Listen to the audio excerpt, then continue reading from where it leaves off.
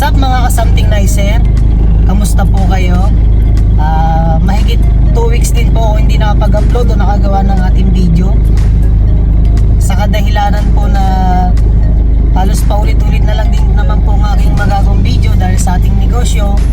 So, hindi ko na po siya nagawang kuhanan dahil yung routine natin ay hindi naman nagbago.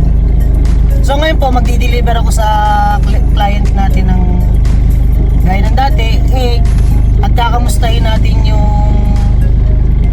bigas or yung ating sinusupply na rice dito sa ating client na to kasi medyo nagbago po yung brand.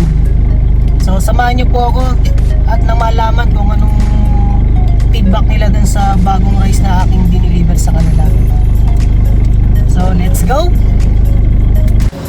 So ayan guys, nandito na tayo dun sa canteen. So pamilya na naman sa inyo yung pintuan na yan tsaka itong pader. So yun lang ang kaya natin kuhanan kasi wala tayong authorization dito sa company na kunan yung kanilang pangalan.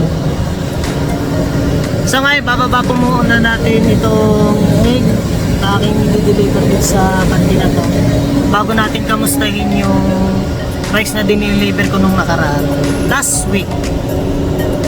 So let's go. Tatawag po ako na staff. Kung wala, malamang ako kulit ang magbababa nito.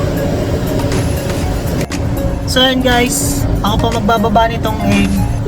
So ngayon bababa ko po muna bago po natin alamin kung kamusta yung sa rice na sinasabi ko po kanina. So sisimulan ko na po. At kakat ko po muna itong video. Tutuloy ko na po pagka naubos ko na po ito. So kukunti lang naman po ito, mga 50 trays.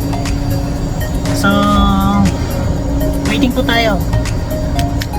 Last na po itong 10 tray na to. So nakita ko na po ang resulta ng ating bigas dito.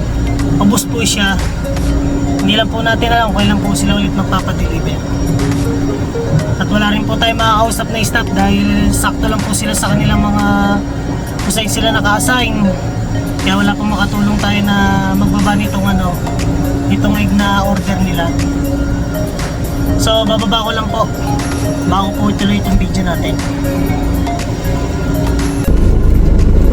So ayan guys, wala tayong na kausap na staff nitong canteen para magbigay update dun sa bigas na sinasabi ko po kanina na dineliver ko last week. Sa nakikita ko naman po mukhang okay naman po yung bigas kasi mabilis po siyang naubos. Hindi po gaya ng mga nakaraang supply ko ng bigas sa kanila. May natitirang mga 4 na sako pa. Ngayon, mga dalawang sako lang po yun. Hindi lang ako sure ba na medyo natataklo ba ng ibang bigas yun. So meron po tayong mga panibagong business na may mabibidyohan para magbigay idea po ulit sa inyo.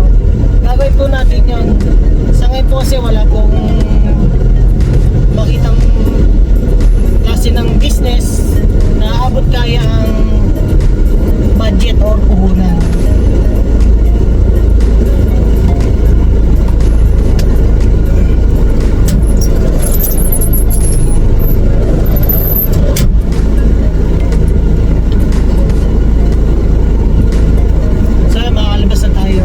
Chinek na po nila yung laman ng likuran ng ating pangnegosyo ban.